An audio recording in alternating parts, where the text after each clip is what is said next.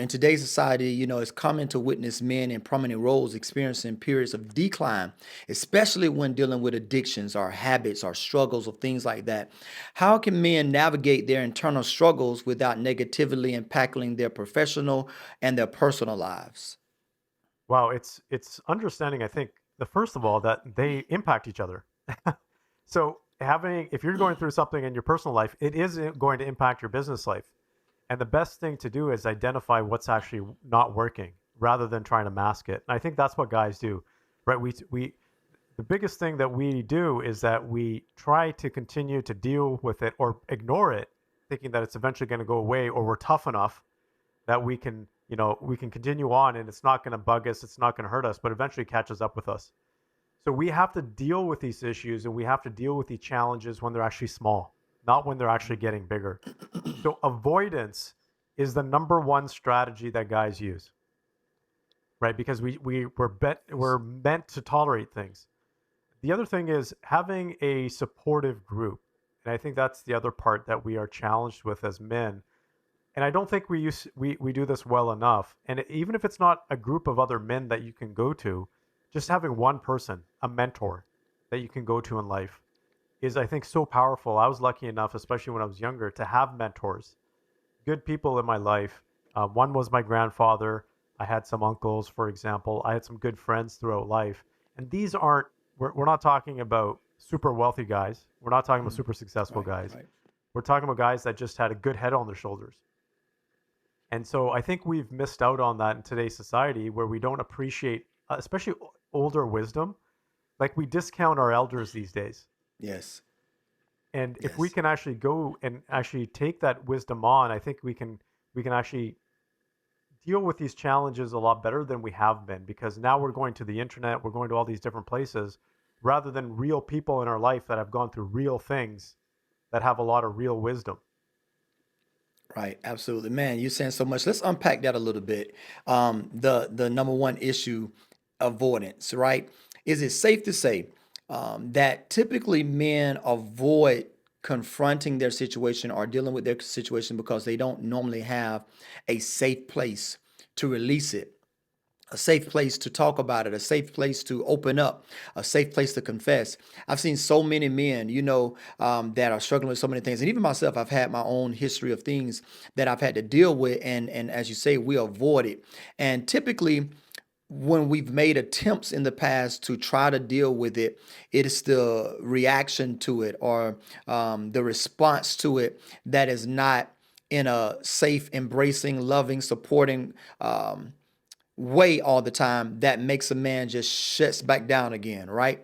And they Oh, yeah. typically, yeah, shuts back down again. And it's almost like once we shut down, you can't never get us to open back up again. And then we find something else to fill that space. And it's typically work, it's typically success, it's typically, whatever it is. And if you're dealing with a struggle or an addiction, then sometimes it can actually be that addiction that becomes the filler for that. But talk about how important it is for men to, one, have that safety, that safe space, and then two, if they have made attempts to have a safe space and it failed and it wasn't safe, to be able to get up and try it again. I think that's super important. So first of all, safe space is important, even though we're guys. Right. So a safe space is important, especially in today's society, because masculinity and men are being attacked. We're being attacked for being strong. We're being attacked for being direct, right? Even when men do want to address an issue, now we have to sugarcoat our issues because we're afraid of actually, maybe it's some kind of harassment charge. Maybe it's, maybe we need to be a little bit softer in our approach, whatever it might be. Like all these stereotypes now Yes. that men are no longer supposed to behave like. So we are walking on eggshells in general now as men. Uh, and I'll use a Right. real practical example. Because we've worked with a significant amount of men and done studies and research studies around this, is many men, for example, struggle in their relationship. They're in a Hmm. crappy relationship. And I know because I've had friends that have gone into rehab and got stuck with substance abuse, particularly because they didn't like their relationship with their spouse, their wife. Hmm. They basically came home and they weren't being appreciated. And Wow. I'm not saying that they weren't doing anything wrong. I'm Hmm. just saying this is a situation. They weren't being appreciated. And the only way that they felt that they could have an out or deal with that issue is to drink or maybe do some other drug as a result of that, rather than actually coming home and saying to their wife, hey, look, I don't like the way you treat me.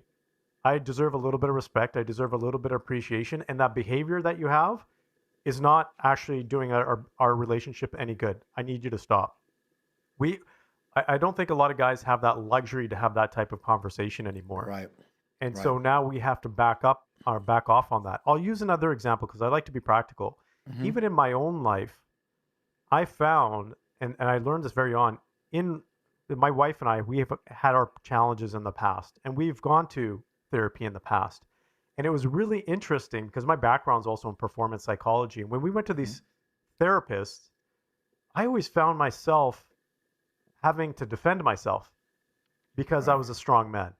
And people, those therapists automatically pigeonholed me because I was strong. I had strong morals and character, and I wasn't going to bend on those because I believed that I was doing the right thing. And I would be the one that would be perceived as perhaps being, I'm going to say, too rigid, or Hmm. being the one that was causing the issue.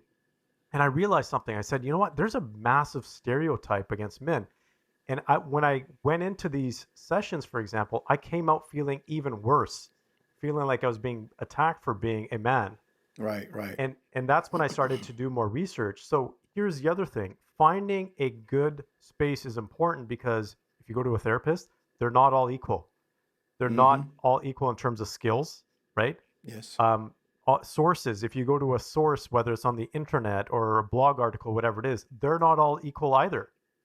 So Yes. the quality of the space or the people that you are talking to is very, very important as well. And sometimes we can go to the wrong person and get the wrong advice.